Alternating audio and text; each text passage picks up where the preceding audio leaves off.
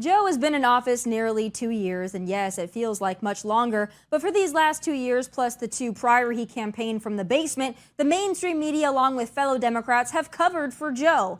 All they needed to do was get him over the finish line and into the White House. They successfully installed that man like the increasingly dim light bulb he is, and it worked. The successfully weaponized impeachments, the pandemic, and mass mail-in voting to get their guy elected. And he's been useful for the radical left. He's pushed through major climate change legislation and other Green New Deal policies disguised as infrastructure and inflation reduction. And he's done it all while barely being awake. It's an accomplishment, but not for the right reasons. But it's no secret Joe is sleeping. That whole weekend at Bernie charade can only work so long. The expiration date on it and Joe himself is coming. And in fact, it may have already come. Enter news of these batches of classified documents found in various Biden nooks and crannies. Even the mainstream media is covering it, and even leftist pundits and his fellow Democrats seemed alarmed at the findings. Or is it feigned shock and alarm? Follow me as we connect the dots in this very political game of Clue.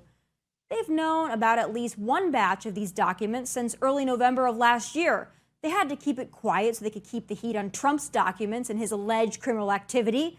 But now the cat is out of the bag, and it's my sincere belief that not only are Democrats okay with their man going down, but I'd go as far as to say it was Democrats who leaked the news. Why? Because they don't want to be pigeonholed into a futile life support campaign leading up to 2024. They don't want Biden. These findings of classified documents at Casa, Closet, and Garage a la Biden makes it a lot easier and a lot cleaner for them to move away from Joe.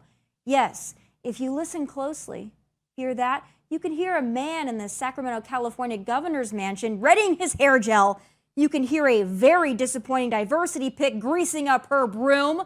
A man named Chasten picking out decor for the White House holiday display. And if you listen really, really closely, you can even hear a nasty woman somewhere in Chappaqua, New York, steaming a pantsuit. They are sitting on ready. Wait for it. But before we go today, I'd like to wish a very, very happy birthday to Well, look, my wife has a rule in her family. When somebody's birthday, you sing happy birthday. You ready? Happy birthday to you. Happy birthday to you. Happy birthday, dear Valen. Happy birthday to you. Well, It all started in the summer of 2020, the summer of love, if you'll recall, when individuals, corporations, and athletic departments alike posted black squares and dropped to their knees in remembrance of St. George Floyd and the money-making domestic terror organization known as BLM. Now, many Americans, young and old, felt pressure to join this movement, and many did indeed go along to get along, bend, cave, and kneel to the woke mob. Well, not my next guest. When she refused to kneel for BLM before her Virginia Tech soccer team played UVA, she was allegedly punished by her coach, Charles Chugger Adair. Kiersten Hening alleges she was singled out, scolded, benched, and retaliated against for refusing to kneel. She could have taken it, could have folded and got on a knee, but instead she decided to file a lawsuit in defense of her First Amendment rights. Now, this lawsuit ended in a $100,000 settlement from Coach Adair, but the story doesn't end there. Now, 76 current and former members of Virginia Tech soccer have come together to put out a joint statement in support of their coach. Joining me now with the real story is that brave soccer player, the Patriot who refused to cede her ground for her knee to the mob, Kiersten Hening. Kiersten, thank you for being with me. And first of all, let me say thank you for sticking your neck out there for First Amendment rights and freedom. Not many your age are willing to do it, and it's a testament to you and your family that you were brave enough to do it from the get-go. Thanks so much. Thanks for having me. I appreciate it.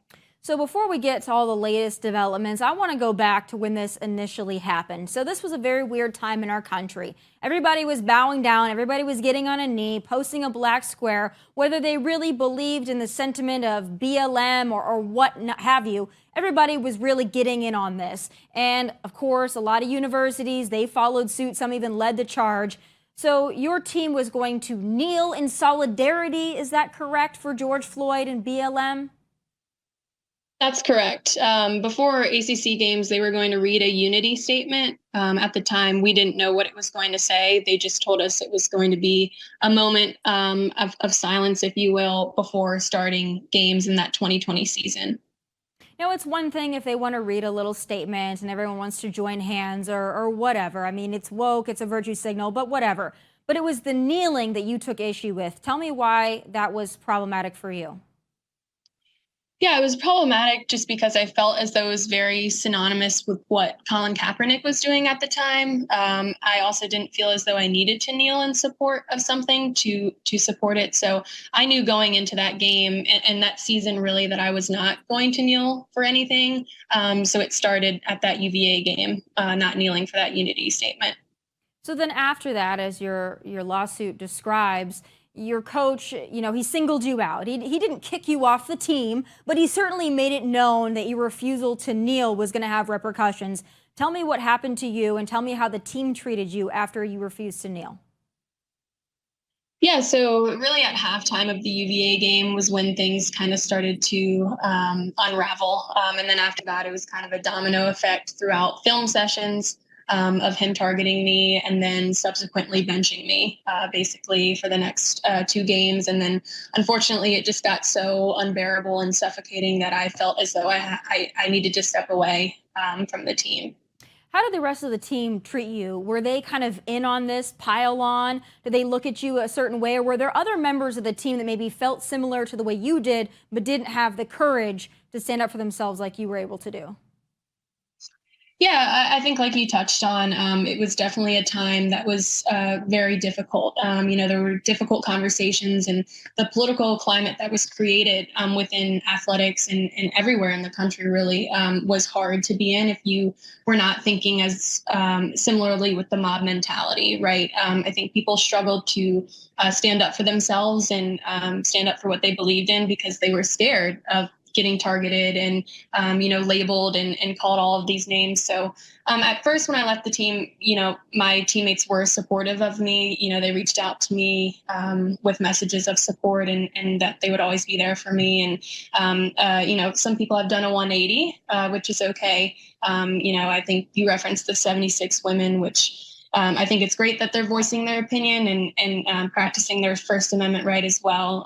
But I do think it's important to note that a lot of those people weren't there at that time that this happened. And I think it's hard to be able to put themselves in our shoes at that time who were there during that season when all of that was going on. And it was a tough environment to be in. Do you think that your coach and others tried to peg you as a racist simply because you wouldn't kneel for BLM and this unity statement, this charade, if you will? Is that what they wanted you to feel like to the outside world? A racist, a bigot, all of those things? I can tell you that's what it felt like. It was, I never judge anyone on color. I never have. I was raised, by parents who instilled morals and values in me. And I've never looked at someone differently because of their color. And it's unfortunate that people are so quick to throw that term around, up until really the summer of 2020. People didn't go around calling other people racist just to do so, especially when it wasn't backed with anything. Just kneeling or not kneeling or what have you. So it's unfortunate. Yeah. Yeah, it was a whole time of pressure where people were made to feel like they needed to post something. And it's something that really didn't advance anything for anyone. It was a worthless virtue signal, but if you didn't participate in it, you were looked at in a certain way. But I have to ask you, a lot of people in your position, being a college soccer player, would have said, hey, listen, I'm not going to do it. I essentially was pushed off the team because of my refusal to do it, but I'm about done anyway. It's all right. I'm not going to take legal action. That seems like a lot of work. It seems like an uphill battle. It seems expensive. Why did you decide to go for it? Yeah, so I think, like I said, I was just raised that way. Going into that season and when all that stuff was happening, I knew what I was going to do going into it. I never could have planned for, the repercussions of standing up for what I believed in.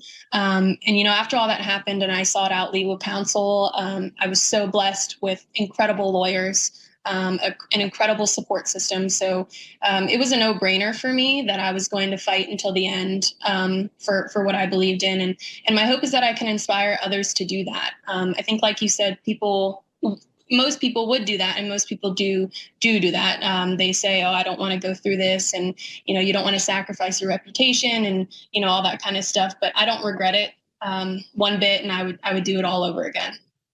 So, have you had any interactions with this coach since this has all happened? I mean, you got a settlement, $100,000. I don't believe it's money that you were after. It was more to make a statement, which I believe is one that's powerful and will set a precedent and is a powerful statement to make. But has he treated you differently? Have you seen him? Have you interacted with him? What's it been like since all this has gone down? Yeah, like you said, I was never after the money. At first we weren't asking for money, and it did dwindle down to that legally and all that kind of stuff. But it was never about the money. It was always about playing the game that I loved. And, unfortunately, he did what he did. And it has essentially paid for my college career, right? And right now I'm in nursing school, and $100,000 is a lot of money for a 22-year-old. So I have not interacted with him. I have not seen him. I do wish him the best, and I hope that this can, inspire him to be better, and not do this to anybody else while he's coaching or in his lifetime. Yeah, it's always interesting to me how lopsided this whole situation is when it comes to athletic departments, when it comes to the university system as a whole. If you're on one side of the political narrative, you are celebrated. If you're on the other side, you are punished. And then if you decide to use your First Amendment rights to speak out about it and say this is wrong, then you're really punished. But I think you've done the right thing here, and I think you've sent a message. There have been so many, and I got to say, so many young women like yourself that have stood up for themselves, whether it comes to boys competing in women's sports or like yourself saying, I have a First Amendment right. I mean, I think it's powerful that young people like you are doing this, because I think you would agree a lot of your peers would never have the intestinal fortitude. So in closing, what is your message to others that may not be in your same position, but maybe in a similar one where they feel like they can't say something, they feel like the power is all against them, and they should just sit down and shut up? Yeah, I would say just to never sacrifice your beliefs or your morals or your values to conform to the mob mentality. I think it's really easy to do, and most people do it. But like I said, I don't regret what I've done, and I would like to think that I have inspired other people. People have reached out to me, whether it be through social media platforms or through mutual people, expressing just how much this has inspired them. And that is something that I wanted to do at the beginning of this, and I'm just glad that I've set that tone for other people to be able to say, hey, she did that, so I can do that. And that's the goal, and I hope I do inspire people in that way. You certainly do, and there are not many like you out there, so keep it up. You have a bright future ahead. Thanks for spending time talking to me about this today. And freedom over everything, you always got to stand up for those rights, because if we don't, who will? Thanks so much for joining me, and best of luck to you and your future endeavors. Thank you. Thanks so much for having me. Of course.